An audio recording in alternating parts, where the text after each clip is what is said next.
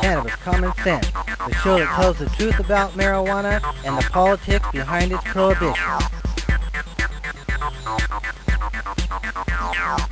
Hello and welcome to another exciting edition of Cannabis Common Sense. We have a great show for you tonight.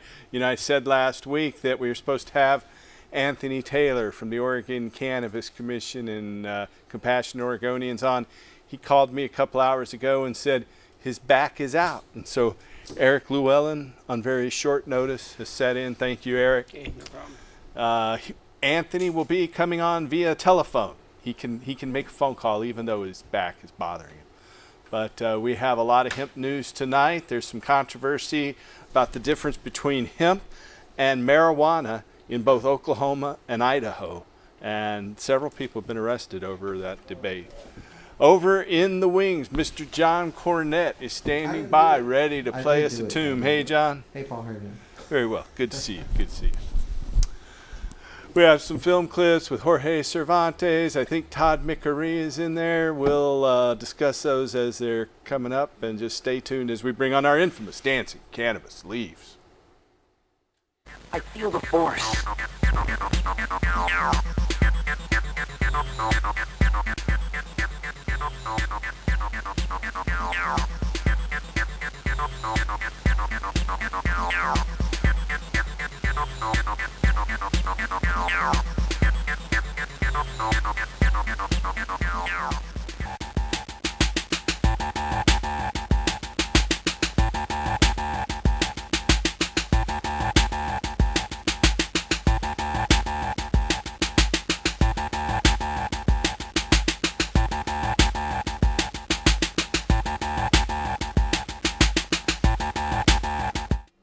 Okay, our first story tonight is from the federal capital back in the District of Columbia. William Barr, the former Attorney General and then an advocate for increased incarceration during his tenure as AG for George H.W. Bush's administration, and now he's the current nominee to be the next Attorney General under President Trump.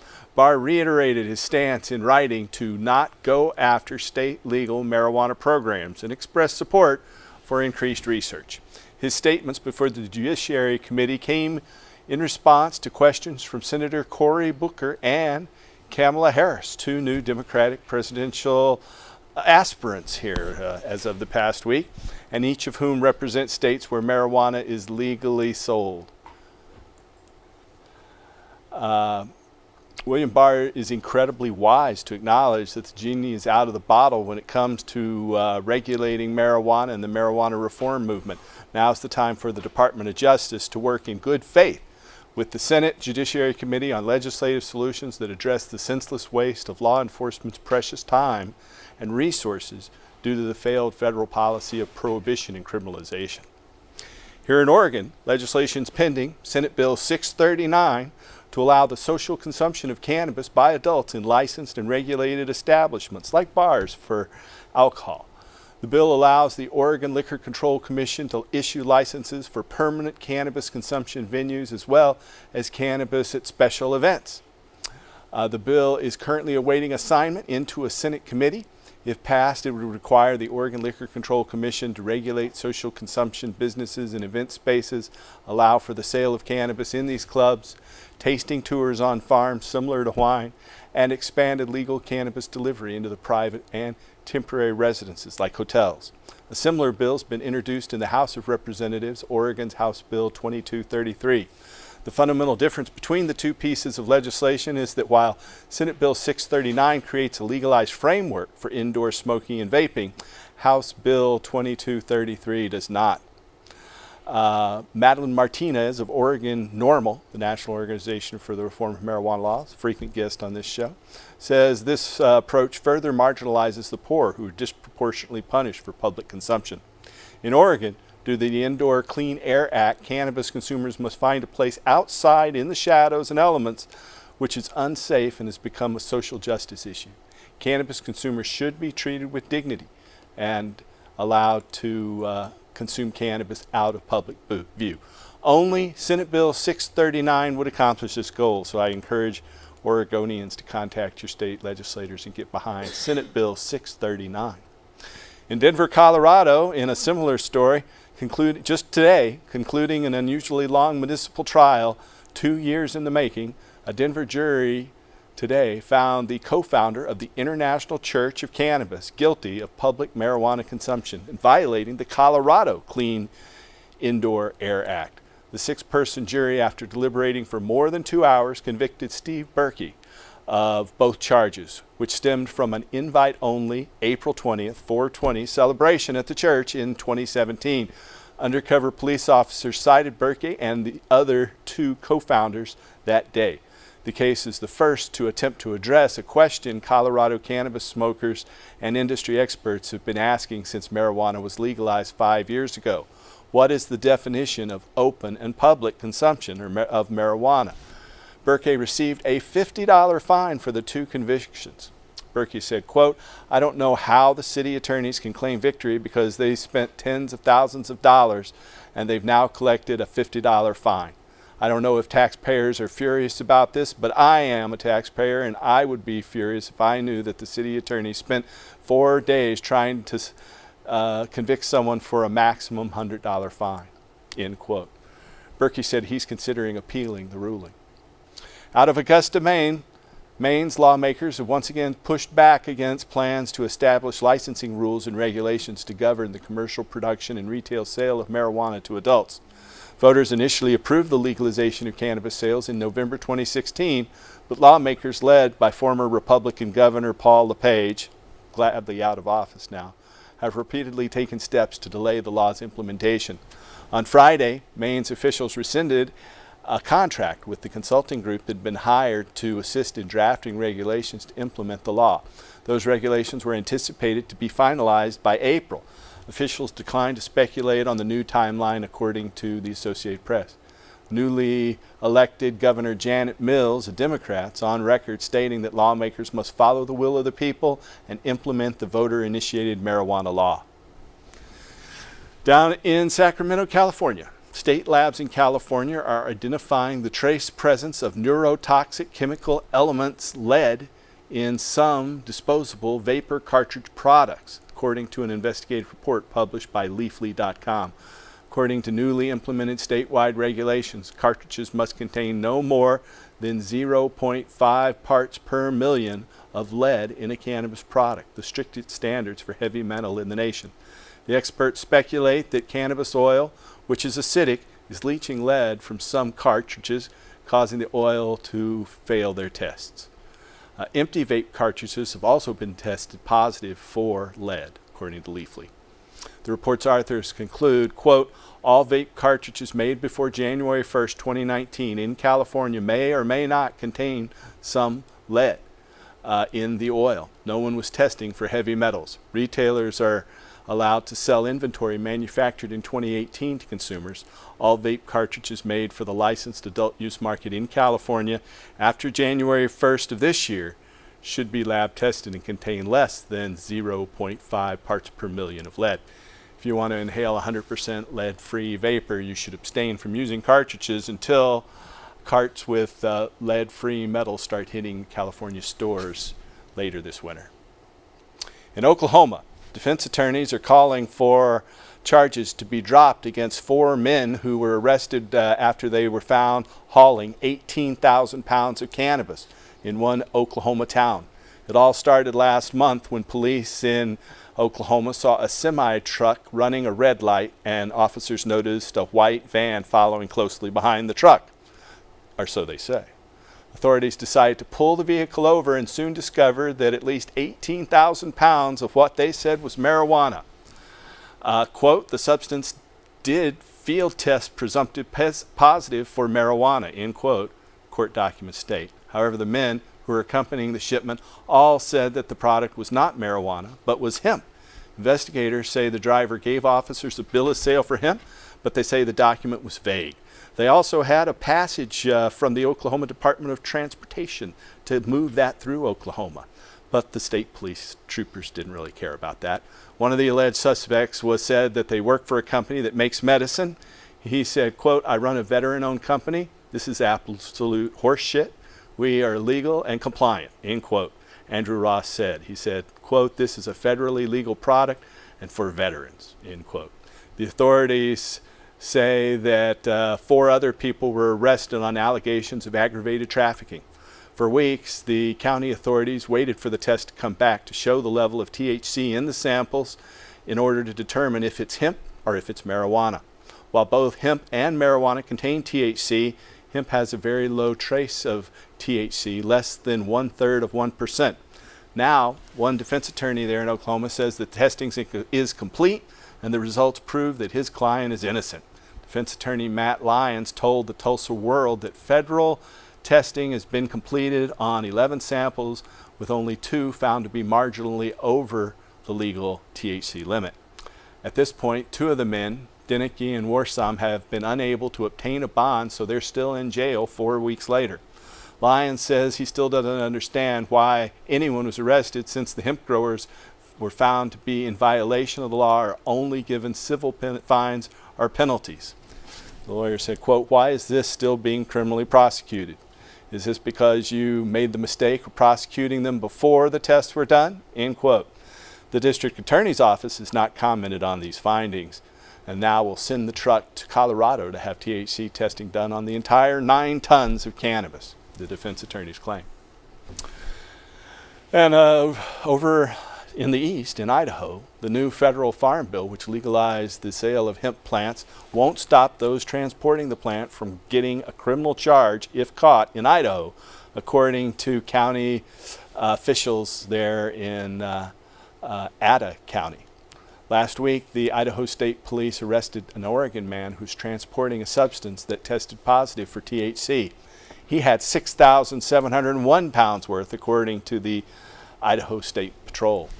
A Portland truck driver was charged with felony trafficking of marijuana after an Idaho State trooper inspected the contents of the man's rig at a truck stop at the East Boise Port of Entry yesterday, and then did not buy the driver's story that he was hauling hemp rather than marijuana, according to a press release from the Idaho State Patrol.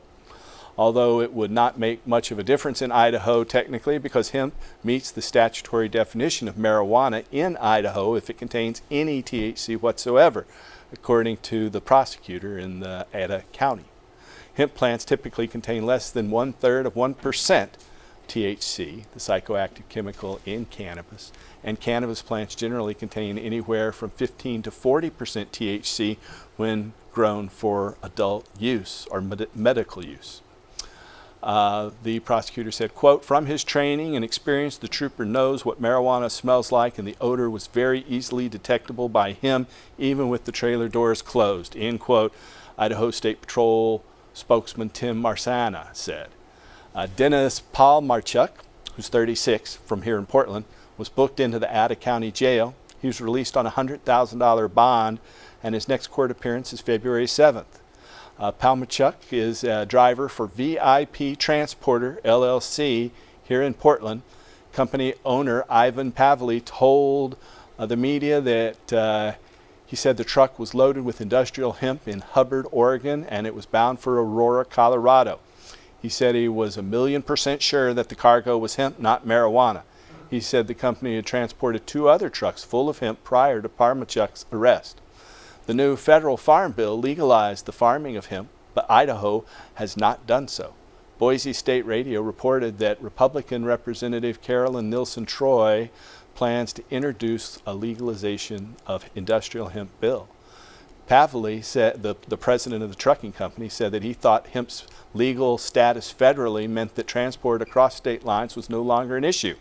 Not so, according to the Idaho State Patrol, who said that under no circumstances is cultivation, production, possession, or consumption of hemp legal in Idaho. He said, quote, "If there's any quantity of THC, then it meets the definition of marijuana," end quote. Last Thursday, Palmarchuk was eastbound on Interstate 84 and stopped at the East Boise Port of Entry, about 10 miles outside of Boise. A trooper with the Idaho State Patrol's Commercial Vehicle Safety Section did an inspection of his tractor trailer. The cargo's bill of ladling said the truck was loaded with hemp. The cargo in the truck, packed in 31 bags weighing 6,701 pounds, according to the Idaho State Patrol, is being tested at a laboratory for conclusive identification. The trooper used a drug identification kit to test a sample from one of the bags found in the truck, and it was a presumptive positive for THC, the Idaho State Patrol said in a release. A drug sniffing dog also gave a positive alert to the cargo. The cargo in the truck is being tested at a laboratory for conclusive identification. According to the Idaho State Patrol, they do not know what THC content level would generate a positive result for the field tests or the dogs. If it is marijuana, it'd be the largest marijuana trafficking seizure in Idaho history, and more than the total annual seizures in the state of Idaho for the past 5 years combined. The trucking company plans to pay legal costs for the driver and is confident that the matter will be resolved soon. We hope so. This is probably the first of many such debacles. Out of New Jersey, opioid-dependent patients are now eligible to access medical marijuana under new initiative packages implemented by Democratic Governor Phil Murphy and the Department of Health. The governor said, quote, "We're pleased to announce that as of January 23rd, opioid use disorder is a condition for which physicians can recommend medical marijuana to patients." The health director, Sharif Alahal, said in a press release, quote, "We're also taking steps to ensure that these patients will be on medication-assisted treatment for their addiction in addition to marijuana." According to 2018 literature published in the journal Cannabis and Cannabinoid Research, cannabis possesses the ability to ease opioid withdrawal symptoms, reduce opioid consumption, ameliorate opioid cravings, prevent opioid relapse, improve opioid use disorder treatment, retention. Adjunctive cannabis use alongside current treatment strategies could help to improve the number of individuals engaging in opioid use treatment, as well as increase treatment retention rates, end quote. Out of Arkansas, the enactment of medical cannabis access laws is associated with moderately lower levels of prescription opioid use, even after controlling for potentially confounding variables, according to the Journal of General Internal Medicine. A team of investigators from the University of Arkansas assessed prescription drug use data in a nationally representative sample of nearly 5 million Americans for the years 2006 to 2014, about 8 years. In a finding that's consistent with those of several other studies, the authors concluded, quote, "Medical marijuana legalization was associated with lower odds of opioid use, chronic opioid use, and high-risk opioid use when controlling for many state-level and patient-level factors. The results suggest that medical marijuana laws could be one policy tool that modestly decrease opioid use, chronic and high-risk opioid use, in a landscape where pain management options are limited and opioid misuse and addiction are rising rapidly," end quote. Observational studies have similarly reported that medical cannabis access states possess lower rates of opioid-related use, abuse, hospitalizations, and mortality as compared to jurisdictions without operating medical marijuana programs. This study, Impact of Medical Marijuana Legalization on Opioid Use, Chronic Opioid Use, and High-Risk Opioid Use, appears in the Journal of General Internal Medicine. From Victoria, Canada, Canadian patients who consume medical cannabis products in compliance with federal law typically reduce or eliminate their use of alcohol, tobacco, and pharmaceutical drugs, according to data published in the Harm Reduction Journal. A team of investigators from Canada and the United States surveyed over 2,000 federally registered medical cannabis patients with regard to their use of cannabis and other substances. The authors reported, quote, "Most commonly cited substitution was for prescriptions at 69%, followed by alcohol at 45%, and tobacco at 31%, and illicit substances at 27%. Of those reporting substituting cannabis for conventional medications, 35% said they used cannabis in place of opioids. Of those, 59% said they ultimately ceased their use of opiates." The investigators further reported, quote, "Of the 515 respondents who substituted cannabis for alcohol, 31% suggested they stopped using it completely, and 37% reported reducing their consumption of alcohol by at least 75%. Of the 406 participants who substituted cannabis for tobacco, 51 said they stopped using it completely, and 14% reported reducing their use by 75%, end quote. The study's authors concluded, quote, "The findings add to a growing body of academic research suggesting that increased regulated access to medical and recreational cannabis can result in a reduction in the use of and subsequent harms associated with opioids, alcohol, tobacco, and other substances," end quote. Prior studies have similarly reported an association between medical cannabis access and reduced prescription drug spending, as well as decreased levels of alcohol and tobacco consumption. This study, Medical Cannabis Patterns of Use and Substitution for Opioids and Other Pharmaceutical Drugs, Alcohol, Tobacco, and Illicit Substances, results from a cross-sectional survey of authorized patients, appears in the Harm Reduction Journal. In Washington State, legislation's pending in the House and the Senate in Olympia, House Bill 1131 and Senate Bill 5155, to allow adults to cultivate up to 6 plants in their home. Currently, Washington is the only state that allows adult use cannabis and sales through licensed stores, but does not allow adults to grow their own in their home. On the 31st, just yesterday, Senate Bill 5155 was heard by the Washington Senate Committee on Labor and Commerce, but no further action was taken on the bill yet. Lieutenant Governor of Pennsylvania, John Fetterman, is beginning a statewide listening tour where Pennsylvania residents' stand on cannabis legalization will be asked. And several mayors across the state of New Jersey are calling for automatic expungement provisions to be included in New Jersey's marijuana regulation bill, and are threatening to ban retail sales in their jurisdiction if state lawmakers pass legislation without it. That is the end of our Hemp News segment for tonight, and John Cornett is patiently standing by, ready to sing a song. Maybe. I hope so. You know, I was just looking at you on the screen there, Paul. You're looking mighty slim these days. I just wanted to say I'm that. down about 130 pounds from my high weight, and I still want to lose another 80 or 90 pounds. So I keep working it. I hope to be skinnier in weeks to come. Some folks like tomatoes, some like rhubarb pie. I like when my vegetables get me a little high. May not be for everyone, may not fit your needs, but this incredible edible vegetable, more than just a weed. Incredible, ooh, edible, ooh, vegetable, ooh.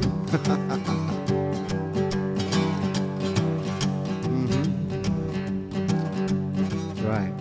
Use our weed for medicine, but sometimes we get high. This vegetable can heal disease. It's the truth we can't deny. Oh no, but may not be for everyone, may not fit your needs. But this incredible edible vegetable is more than just a weed. Yeah, edible, ooh, edible, ooh, vegetable.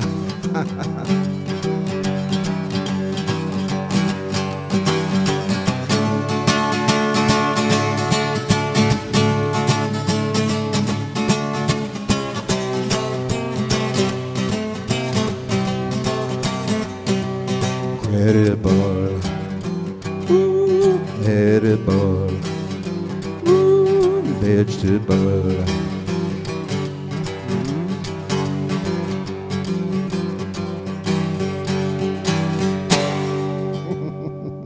Try it, you might like it.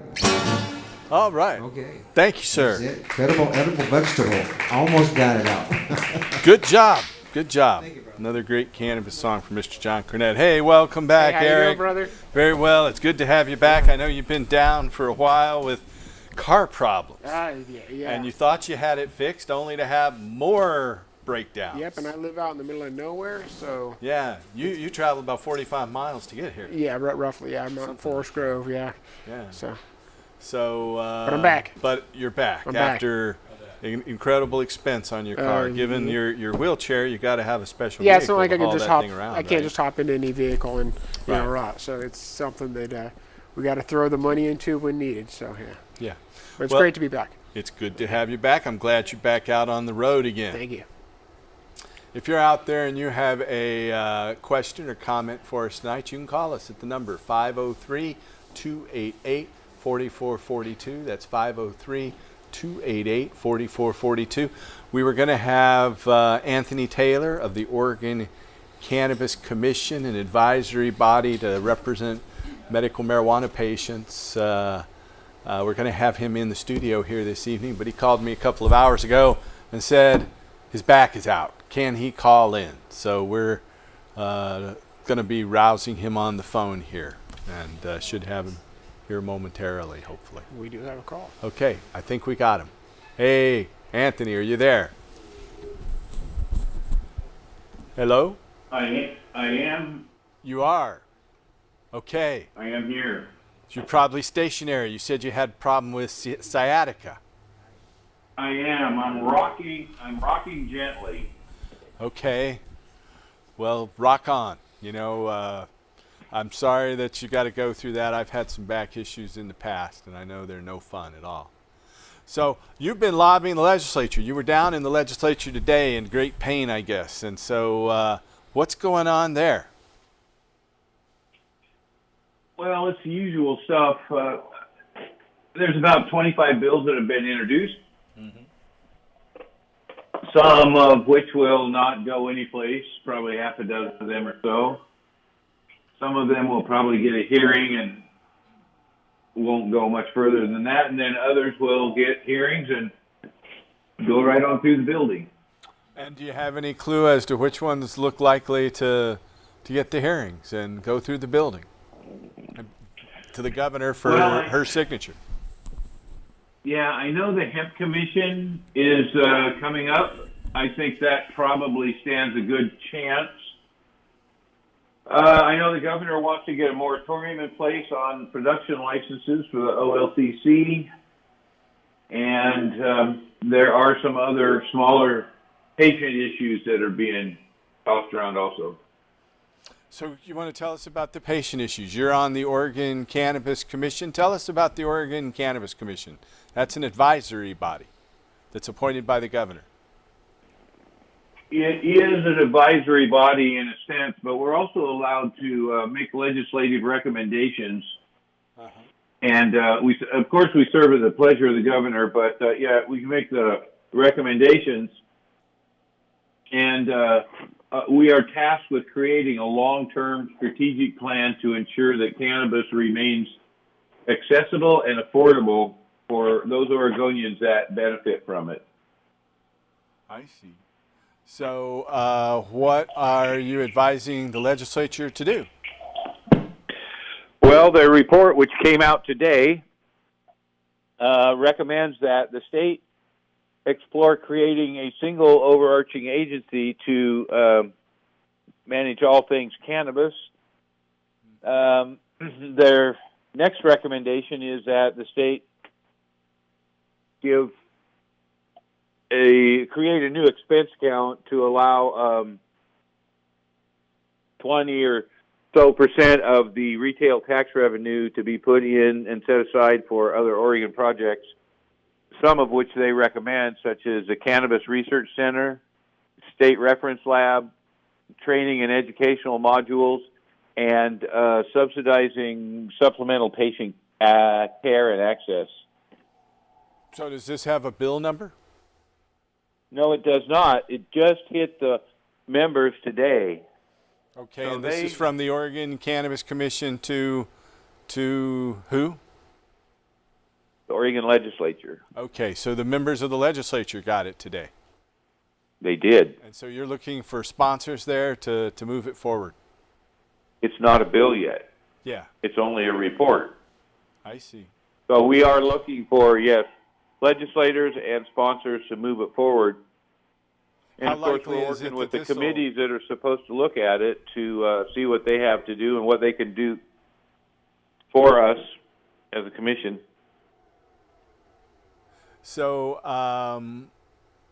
you mentioned that some bills are unlikely to get a hearing. Some bills will get a hearing. That'll be as far as they go. And some bills will get a hearing and then move through the legislative process and maybe to the governor's desk. How likely is it, given that you don't have a bill number yet, that this proposal will see the light of day? Well, since it does go to the interim committees, which we don't have any right now. The standing committees have been alerted that this report is coming out, and that where they can find it, and what we are trying to accomplish with it, and we're looking for the legislature to create some of this into legislation. And when you're working with the chairs and the leadership, it's a little different than having to run around and just find somebody that will sponsor it, Mm-hmm. Mm-hmm. So you have the chair or leadership behind it, it's much more likely to move through the process. That's true. And so do you have your eye on any particular legislators? I know we've had a lot of positive input over the years with Senator Floyd Przansky, and Lou Fredrickson, I believe, is also the one sponsoring the public consumption bill 639 that we covered in our hemp news segment. Do you think either one of those are interested in this? Yes, I do. I have not spoken with Senator Fredericks about this yet, but I have been in conversations with Senator Przansky, and they are promising. Mm-hmm. Now, Senator Przansky already has, through his committee, introduced several bills, like removing the 20-pound limit for OMMP growers transferring in. So that means that OMMP growers could sell 20 pounds to dispensaries. So there's talk about removing that limit. That's correct. So they could sell more than 20 pounds. That's correct. Okay. Just want to clarify for our viewers. Now, overproduction is an issue for sure, and the governor's office has introduced a bill that will put a limit or a moratorium on the production licenses, and that seems like it's going to have some legs under it. Uh-huh. Well, the governor has a lot of sway in Salem, obviously, and so as I'm sure you remember, I once worked in her office during her first Senate campaign, her first Senate session, part-time. Right, I do remember that. But I know we've got a fellow here at the microphone who wants to ask a question. Go right ahead, John. I don't know if you can hear him. Let me know. Can you hear me, Anthony? I can hear you just fine. Thank you. It's crazy. I came up here and I forgot my question. Uh-oh. I know, it's crazy. I'm going to come back. I'll be right back. Okay. I think we have a phone call, too. On our other, or no, we've got someone at the microphone. Go ahead, Judy. Hi. Hi, Anthony. Thank you so much for the advocacy work that you do for us. It's just phenomenal. Thank you. And I wanted to ask you... You're welcome. Which committees, and we know that everything has to end up at budget because everything's got a clear budget, but which committees does it have to go through? And right now, what would you have us say to our representatives and our senators? Well, one of the things about not having a Measure 91 committee anymore is they come out and they're assigned to a lot of different committees. Some of them are assigned to judiciary, some of them to healthcare, some of them to business and economic development, or business and general government, or whatever it might be. But if you want to stay on top of what's going on there, you can always follow it at the legislative website and pay particular attention to the healthcare committees, the judiciary committee, and general government, like rules and stuff like that. That'll get you in the ballpark anyway. And of course, your own representatives who are representing you are probably a good place to start. We have another question, and we also have a couple callers on the other phone line. Go ahead, John. Okay, Anthony. You know, I hope you can hear. Can you hear me okay? I can. Thank you. Okay, great. I just wanted to know, what is it that all the commissions and the licensing, these people, what is the possible harm of having too much medicine? Why can't we have a program where we give it out to so many patients who do not have a grower? There are thousands of them. They are sick. They are dying, and everybody's holding all this cannabis in warehouses. Nobody gives two S's about it. I'd like to know, where is the harm in growing an abundance of cannabis? Well, I've never found any particular harm in that myself. It's always good to have a little extra on hand for when friends stop by. I think the thing that the people who hold licenses don't like is that the price is being driven down so much, And as longtime viewers of this show may recall, I've been advocating to bring back the $10 ounce for a long, long time. And so I don't see the price being driven down as being a problem for most people. But if you've invested hundreds and thousands or millions of dollars into selling $1,000, $2,000 a pound marijuana, and you can only get $100 or $300, you're probably going to be in a big financial pickle. So I know these people are asking that the law be changed.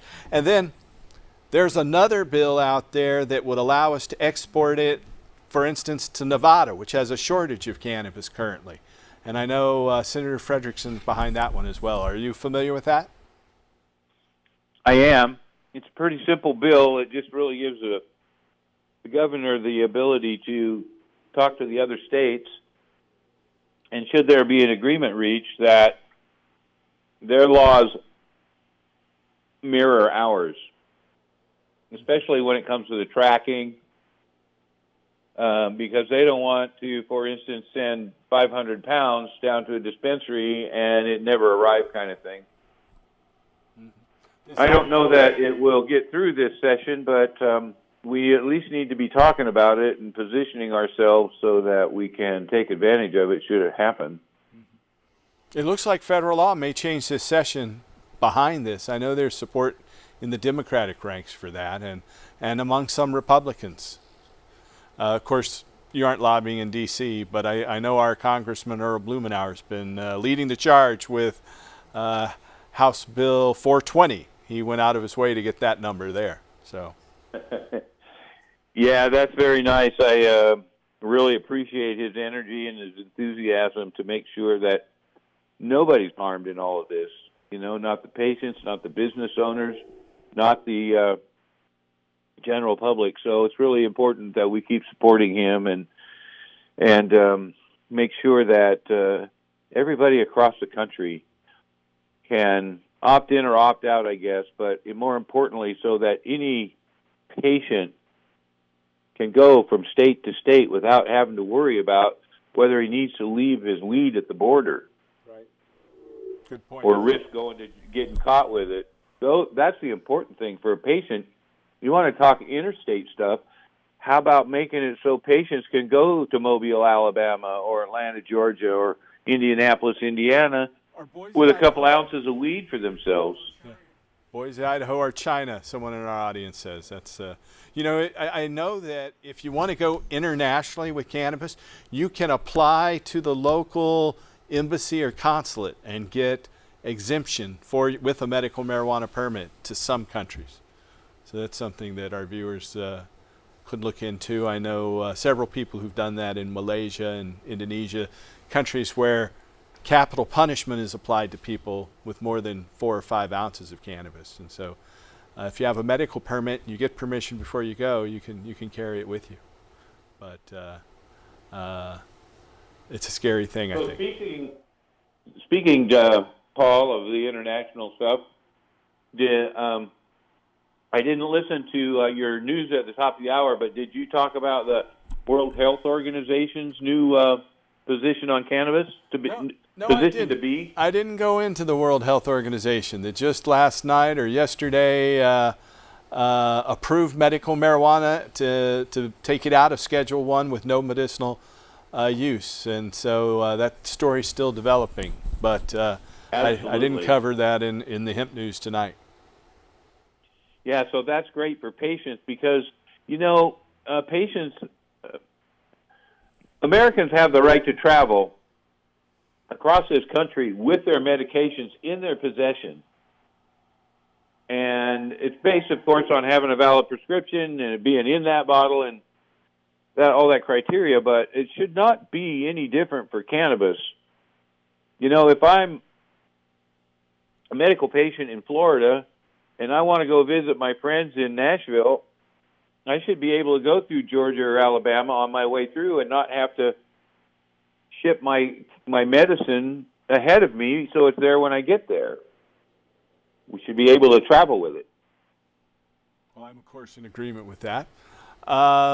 Let's see if we can bring in one of these phone calls. I think I was told we have a couple of phone calls standing by. Let's see if we can bring those in. Welcome to the show, caller. Hi there. Hey.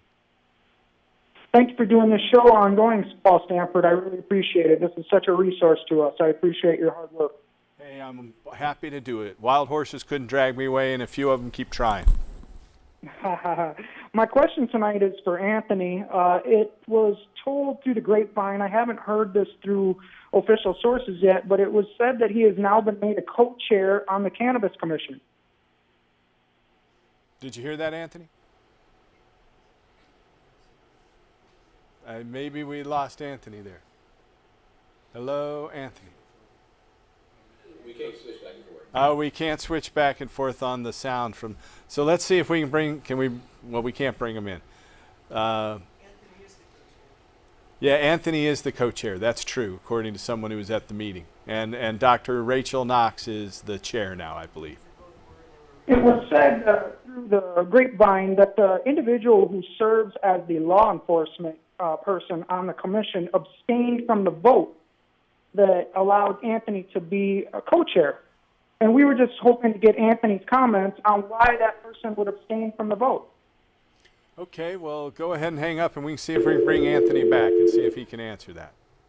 Hey, Anthony, are you there? Hello, hello? Not yet. Not yet. Oh, they're bringing him back. Okay, well, it's good to have you here. Do you have questions for Anthony? I have a friend that's calling in that has a whole list of questions. Okay. So he might be sitting online. That can be difficult given that, we can't have two phone callers on at the same time. We planned to have Anthony Taylor here in the studio, but he had a back injury, and so he's calling in. Let's see. Got him Okay. back. Welcome back, Anthony. Hello. Hey, sorry about that. Hey, it's not your fault. It's the technical difficulty. Someone wanted to ask you, do you know why law enforcement abstained for the vote on the leadership? They said that you are the co-chair and Dr. Rachel Knox is the chair. That's what I had heard. And they want to know why the law enforcement guy abstained. He didn't feel he had enough information to make a decision like that, and also felt that we should vote with all the members in place because we're missing one member. I see. How many members are on the Oregon Cannabis Commission? 9 total. So 8 were there.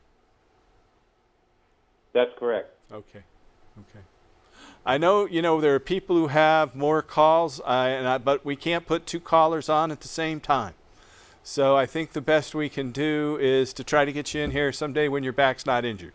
Hopefully I can get you to commit to come in here some Friday in the near future, and you'll be physically up to it. Absolutely. I love to keep everybody updated on what's going on because with the majority, super majority, they are just moving stuff without much fanfare. Mm-hmm. And so it's like we already testified on the transplant bill, and on Wednesday there was a 2-hour hearing, informational hearing on cannabis regulation with all the state's main players, and so it's moving quickly and quietly. So let's do it sooner than later. Okay, well, we're ready. You know, we're here every Friday I can think of right now. So maybe All next right, week, then. if you're up for it. Yeah, all right. Well, we'll talk. And thanks for having me this evening. It's been a pleasure. All right, thank you. Wish you could be here in person, You're but welcome. I hope your back's feeling better. Have a good night. Yeah, thank you. Appreciate it. Okay, we have a caller standing by. Welcome to the show, caller. Hello, you got me on there? Yes. Yeah, my name's Jeff. First, with regard to your previous caller there that was mentioning product for patients, I do own a farm in Oregon, and I do have about 25 pounds of ready flour that I want to donate to patients. And if anyone knows how to facilitate that through a retail outlet, I have flour ready right now to give away. Second point that I do have a question about is the regulation of cannabis, and the conversation that we have out here at our farm is as follows, that there's a spectrum of things that we encounter every day. On the safest end would be things like air, and on the dangerous thing would be things like radiation and nuclear bombs. And in the middle, we have a whole bunch of products and activities that we do that are some level of dangerous, driving in our cars, riding bicycles, consuming alcohol, taking opioids, eating peanuts and seafood. And my question is, where does cannabis fit on that spectrum?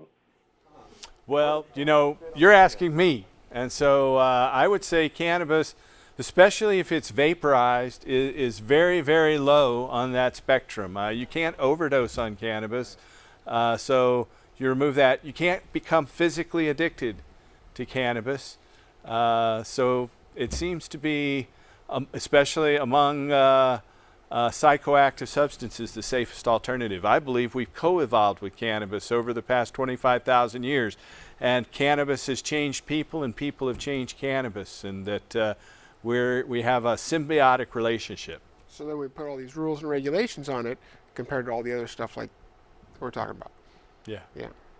Well, that's kind of where we come from, is that to me, the only way to justify overregulation of something that isn't as dangerous as other things that we encounter is that you have to get into Anslinger's propaganda and his lies that it's a bad substance and that it causes these bad problems. And so, I guess we get to the point of the government agencies that are overseeing and regulating this. If they support Anslinger's lies, I don't see how they can be in a position to regulate the product, if that makes any sense. I agree with that. I think we need to remove most of these regulations. I think we need to grow high THC cannabis on about 10% of all the arable land on the earth and replace cutting down trees, replace petrochemicals, replace many pharmaceuticals with things like hempcrete, hemp twine, hemp fuel, which is what we're showing on the screen here right now. Well, it seems to me like we've switched out our 80 years ago and before, cannabis was just a part of our diet. The cattle were eating hemp, and that was ending up in our food supply, and that was a good thing. Yeah. And we fast forward to today, and what we hear is that glyphosate have taken over, and we got glyphosates in our Cheerios, and that's entered our food supply instead. And so I feel like we've got to get outside of this idea, outside of the propaganda that cannabis is more dangerous than it is and requires this level of regulation. It's an agricultural product. The Oregon Department of Ag should be in control of that and should be no different than they do hemp. That those people understand the process involved with farming cannabis, and it's not. If you come in one day and find mold on your cannabis, you can't wait until the next day to call the OLCC and tell them ready to harvest. The system's just backwards, and it seems to me that it's predicated on these lies that cannabis is a terrible product. I think you're right. You know, we dealt with a position where it was totally outlawed and illegal. It's still that way in the majority of numbers of states, though the large population states like California, Michigan have now allowed legal cannabis. I think that it's a transition, and it's something that will continue. You know, we continue to see changes in the alcohol laws, in the tobacco laws, and we need to see cannabis becoming less regulated and more available and grown across this planet. And so that's what this show is about, and I appreciate your passion and obvious dedication to the crop there. You know, you offered to donate cannabis to a local medical dispensary. I'm going to let you just hang on the phone just a second, and I don't want to take your number here live on cable TV and internet. So if you'll hold on, someone will we'll take your number off the live show here. Sounds good. Thank you. All right, thank you. Thanks for calling in. Did you want to say something? Oh, no, I was just going to say, that's my buddy. And you know who that is. Okay, well, great. I'm actually working with him. You know who to him. put him in touch I'm with. working Well, with him right now and that. getting this whole thing for medical patients going on. So sounds like something that... Thank you for calling in, Jeff. And yeah. Great, great. We have a video. You know, the bane of cannabis farmers is the spider mite, and of all agriculture. You can drive through the Columbia River Gorge, which is just 30 minutes out of town or 20 minutes, and you can see these huge alder forests just infested with huge clumps of spider mites from July through October. Ooh. So spider mites are out there. They're hard to stop. They're tiny. Here is a video from our friend Jorge Cervantes talking about the red spider mite. We'll be right back.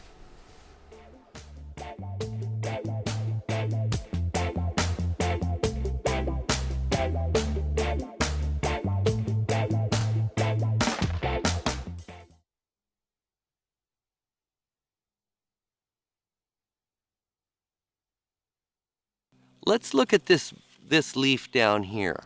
It's kind of down low under the bud. That's where the leaves, that's where the little bugs and mites and little pests like to hang out in some kind of like little cool location. So let's take a real close look at that. We can see all this stippling across the top. Stippling just means little white spots, kind of irregular white spots, yellowy spots. Well, what that is that's the chlorophyll has been sucked out from the bottom of the leaf all the way through, and it leaves that little white or yellowish spot. Because really, the mites that cause this damage right here, they live right underneath. So I'm going to turn this leaf over, and if I can hold my hand still enough, we'll get some really nice shots of these little bugs. Well, they're not, actually not little bugs. A bug has two, like an overall set of wing, like a beetle, and these are actually mites, because insects have 6 legs and mites have 8 legs, like a spider. That's why they call them spider mites. But they're not the good spiders, they're the bad spiders. Anyway, one of the problems you can get, especially in a shady, protected location like this, is you can get those mites. They don't get a lot of wind through here. There hasn't been rain for a long time. And these little guys, once they move in, they moved in from the indoor plants. They were probably within the soil that they used from the second, well, they threw it from inside out here. And that's probably where they came from, because mites aren't real common in the middle of the forest. And my guess is this is probably where the biggest population of mites are for a couple of square miles. These can be, you can get rid of these real quick. If I wanted to get rid of them, what I do is, well, I wouldn't do anything right now because the plants are too close to harvest. A month ago, I would have sprayed them, probably 2 to 3 times at 5-day intervals. 3 times is what I would have done at 5-day intervals, and then sprayed them with, always a different product. First Azamax, and then I would have used a pyrethrum or a synthetic pyrethrum like resmethrin or smithrin, and then I would I might go back to Azamax, and then I might just go with a insecticidal soap at that point, because that'll cover up any eggs that are still there on any of the plants, any of the mites that are alive, or they're going to be in pretty rough shape by then. So anyway, that's what you can do, or you can just let them go. But remember, they could end up in your buds, because the buds are sticky, and when these little guys try to escape, and they always try to escape down to the bottom of the plant. If they can't get away at the bottom of the plant, they all go up to the top. So when they do, they get all sticky and they run all over the buds, and I don't know, some of them die on the buds and you can smoke them. So it's best to get rid of them. That's what I like to do.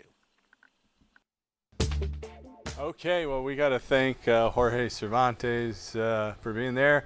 Also thank our callers and all our crew out here. Eric's come in. I want to thank our viewers as well. Mr. John Cornett is standing by. Is there anything you want to say in closing? You haven't had much of an opportunity to talk tonight, but I appreciate you being here. Just that it's great to be back, and Yeah. I love helping spread the word of how it helps patients. So, Right. yeah.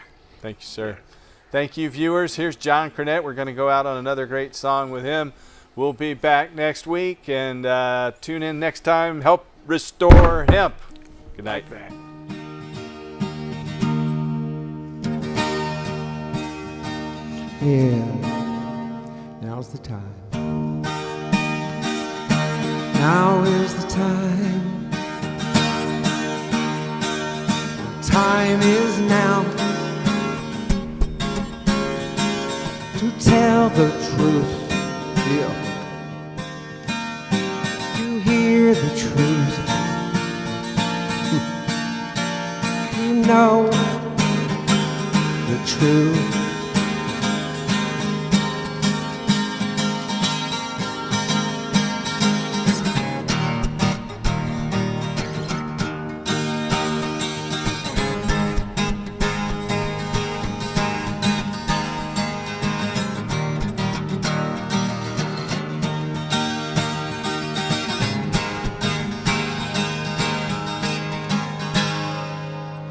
Passive lies and fantasies isn't how it has to be.